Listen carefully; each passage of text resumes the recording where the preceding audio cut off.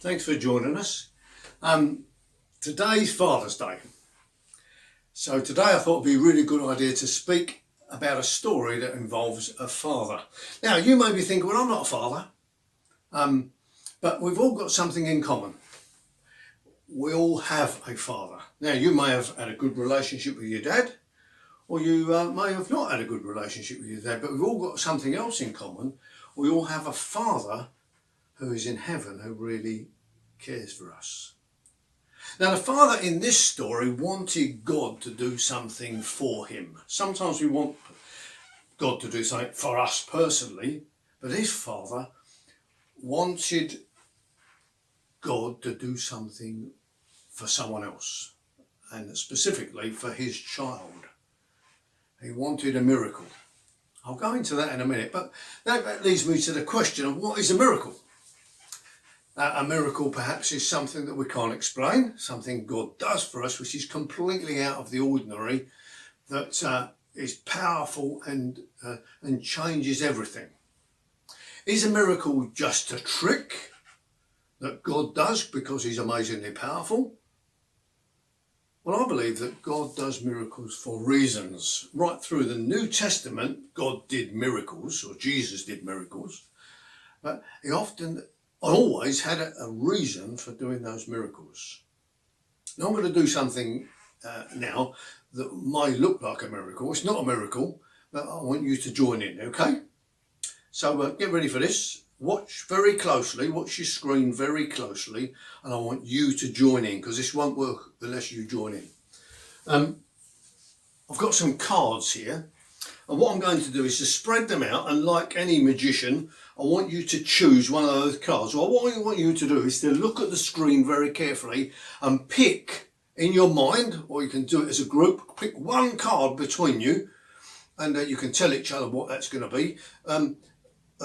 But you can only have one card per screen, as it were, yeah? So just choose a card.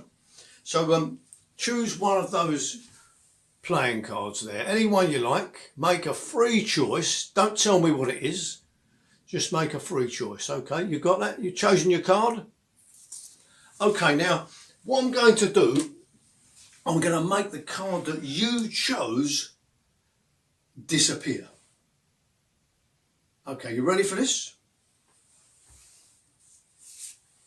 Okay, I'll take the cards and I'll spread them out.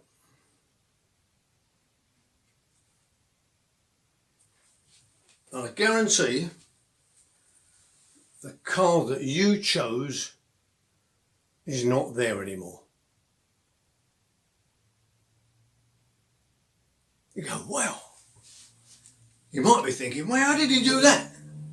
How did he make my card disappear? How did he know the card that I was going to choose? Was that a miracle? Well, actually, that wasn't a miracle. That was just a trick. It was just an illusion. And I'll leave it to you to decide how I did it. Just think about it for a moment, and you might get the answer. On the BBC, they'd say answers by postcard. But well, that's a trick. But what we're going to talk about today is a miracle. This is how the story started. You may have heard the reading. I hope you were concentrating on the reading that Kath did earlier. It starts off like this. Jesus had just come across the lake to the other side, and he got out of the boat, and very quickly he was surrounded by... Just stand by for a moment while I give him a few heads. There's one there with two heads, never mind. Give him some arms. He was surrounded by a big crowd of people. Jesus often pulled a big crowd of people, probably because he did miracles and he told amazing stories, and he was becoming more and more popular. So this big crowd of people gathered around Jesus, and maybe they were hoping for a miracle. Maybe they were hoping for something to happen. And it wasn't long before something did happen. someone came running towards the crowd. Now this man was a man called Jairus. He was the ruler of the synagogue, so he was quite a powerful man. And you wouldn't normally see Jairus running down the road, but on this particular day, Jairus was running down the road, and he wasn't feeling very powerful. I'll explain that in a moment. You see, Jairus wasn't just the synagogue ruler, he was also a father. And back home, his daughter was not very well. In fact, she was lying on a bed, and she was looking particularly unwell. She had a fever. Just a few days before, she'd been playing with the other children, but now she was there lying on a bed looking very, very unwell. In fact, she was so sick that Jairus thought she might die. And that's why Jairus was running towards Jesus with a real hurry on. I mean, I wonder if you've ever come to God or Jesus with a real hurry, in a real hurry, in a real panic, because something difficult is happening in your life. And that's exactly the situation Jairus found himself in. He came running down the street, and he didn't just come to Jesus, he fell at Jesus' feet. He didn't care who was watching.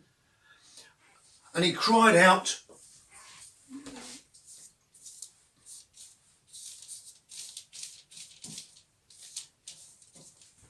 "Help! Jesus, I really need your help. My daughter's at home and she's dying, and I'd like you to come to my house and make her better. Do something." And Jairus, when he was lying there before Jesus, he looked up. It doesn't say this in the Bible, but I'm sure he looked up and saw Jesus. And at that moment, he realised that Jesus was going to help him. And he said to Jairus, "Lead the way. I'm coming." Jairus began to lead the way. He began to lift a little bit at that point. And I'm sure he went ahead of the crowd as Jesus followed him up the road. And of course, the crowd now were really excited because Jesus was going to do something amazing. And they were going to see what would happen. And they began to follow down the road. But for Jairus, they weren't walking quick enough. And he was, well, why is Jesus taking so long? But he was with the crowd, and the crowd were jostling around him. And suddenly, Jesus stopped and looked round, and he said, "Who touched me?" I wonder how Jairus felt at that moment. Maybe he was hopping from one leg to another, saying, "Oh, look, don't just stop, just keep coming." You know, sometimes we want God to do something for us, and we need him to do it right now. But God doesn't always do things by our timing or in the way we want him to do them. Maybe you've experienced that. And he stopped, and he was asking about someone touched him. Of course, his disciples were saying, "What do you mean, who touched you? You're surrounded by people, and there's loads of people touching you." But Jesus was insistent. He said, "No, someone touched me." You see, Jesus, and it said this in the text, that Jesus had felt power go out of him.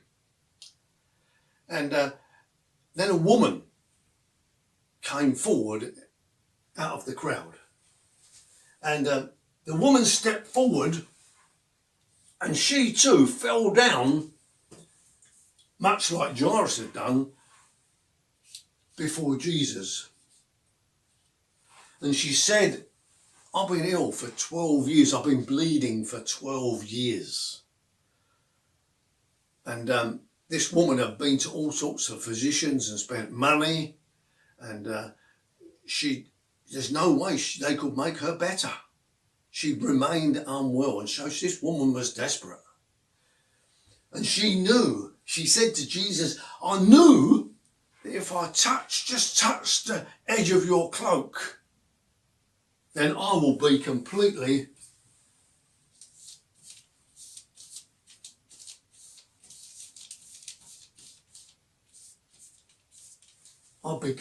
healed." And sure enough, I know that I've been healed.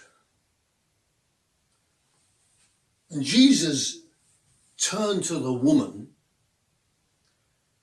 And he said to her, don't fear, your faith has made you well. Do you know, when I read this time particularly, it made me think about faith and the way it works. I asked myself this question, and I ask you the question, why is it necessary, or why was it necessary for this woman to have faith to draw this power out of Jesus? Because this is quite a strange story and it's unique in the Gospels as far as I can see. Is that Jesus did a miracle here and he didn't even know he was going to do it. It wasn't like he'd been asked to heal someone and he'd laid his hands on them and they got better. This miracle was drawn out of him by this woman's faith. The woman could well have stayed at home, couldn't she, and said, I believe that Jesus can heal me. But she didn't. She didn't just believe, she acted on that belief, and she left her home and she went to Jesus believing, her faith was that if she just touched him, then she would get better. So effectively, her faith was doing something, not just believing. It's interesting, isn't it? Could God have done that miracle without her having that faith? I believe he could. I believe God could do anything. But somehow Jesus involved this woman and her faith in acting in her life. I began to think a little bit like this. When we believe that someone can't become a Christian unless they put their faith in Jesus. So when Jesus died on a cross, you might believe that he can forgive anybody because he died on the cross. You might believe that Jesus paid the price for the sins of the whole world. But the Bible says it's necessary to put your faith in Christ and really believe in your heart and do something about it. In other words, come to him and put your faith in him. And that's why it's necessary, because you can't become a Christian. You can't come into a relationship with God unless you do something. It's not just believing that God can do it, whatever. It's a matter of, I need to put my faith in Jesus Christ so that he comes into my life. I wonder if you've ever done that. If you've already ever said to Jesus, will you please come into my life? Today I'm coming to you. Because, faith is doing something. And this woman had done something and she'd been completely healed. And Jesus said to her, go in peace. That's something worth thinking about, isn't it? How does faith work? I don't know all the answers. But certainly faith and the miracle were very interrelated at that moment. What was Jairus thinking at this time? Well, actually, just after that, a friend of Jairus, in fact, a group of friends, I'll just draw one friend here, he came up and Jairus wasn't very happy to see him. And the friend didn't look very happy either. And because the friend said to Jairus, don't worry the teacher anymore, because it's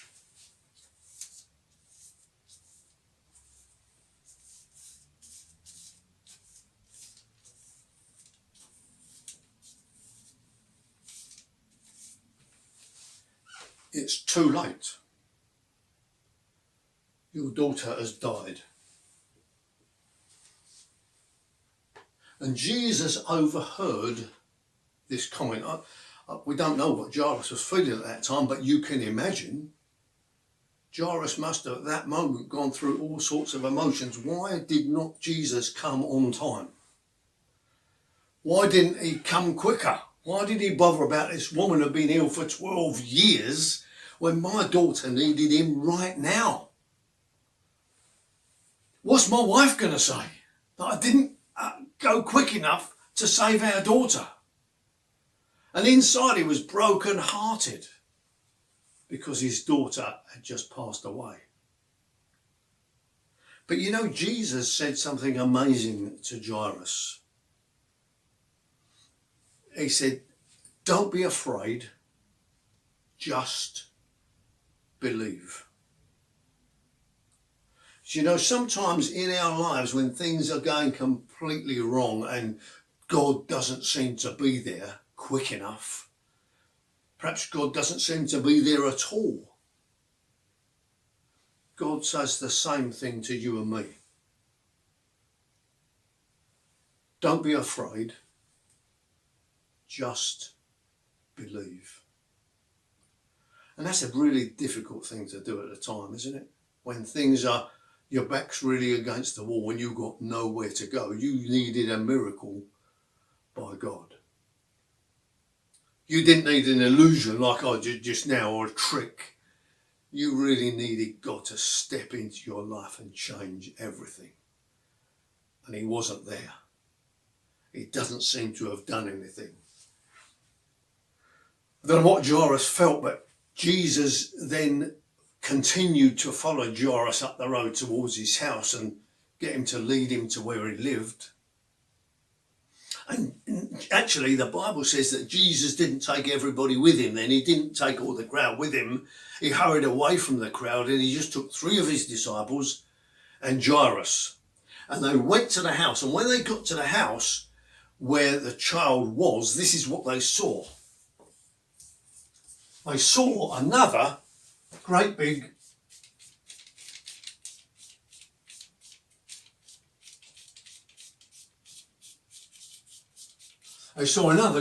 crowd outside the house, and it was a mixture of and also inside the house, and it was a mixture of mourners and family and people playing musical instruments like they did at funerals in those days, and people were weeping and crying and making a noise.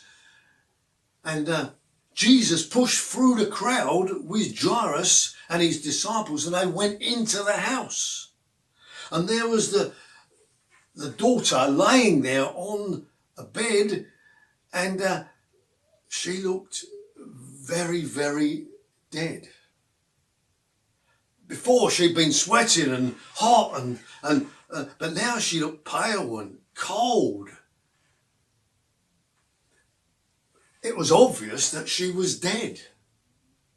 But Jesus raised his voice. He must have raised his voice because of the noise of the people around it, outside and inside the house.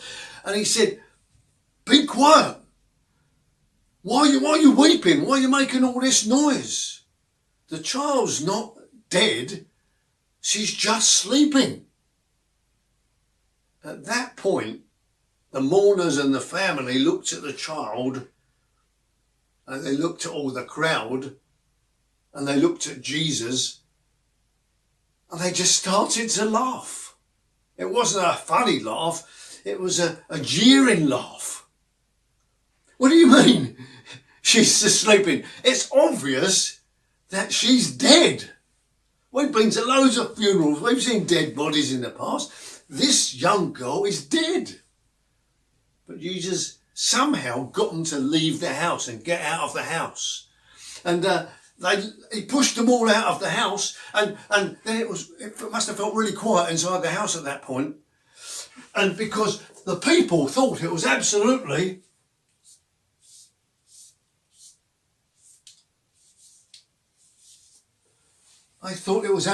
hopeless. It was the end of the road. Jesus, this is a hopeless situation. The girl's dead. But you know, when you invite Jesus into hopeless situations, everything changes. Even today. There's always hope where Jesus is. And when they stood in the room, just the 3 disciples and Jairus and his wife, it must have felt really quiet inside the house, mustn't it? After all that hustle and bustle of outside. And you know, Jesus went up and stood by the child. And I don't know what Jairus was doing, but I'm sure he was with his wife, and maybe they were crying quietly in the corner, thinking, surely it's too late. And then they heard Jesus say something, and it sounded like, little girl, get up. And you know, I don't know if they heard the bed creak, but maybe they did. But you know, as they looked round, instead of the little girl lying on the bed, she was now standing up and holding Jesus' hands. And instead of looking unwell or dead, now she looked amazingly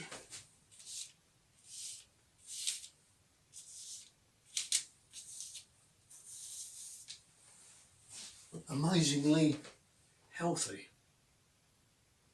I couldn't believe their eyes. And Jesus turned to them and said, you better give her something to eat. Then Jesus said to the couple and to the 3 disciples in the house, don't tell anyone what happened here.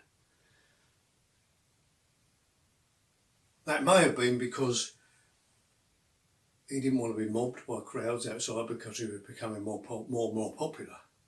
But perhaps it was because Jesus didn't do this miracle to become popular. He did it because he cared for these people. The most important thing was not the miracle, but the relationship that he had with the people here. Jesus didn't need to prove himself. He knew he was accepted by his Father. He didn't need to do miracles to prove himself. He was who he was, and he was secure in that. You see, Jesus did an amazing miracle that day, and I believe Jesus wants to do amazing miracles in our lives. You see, with God, He's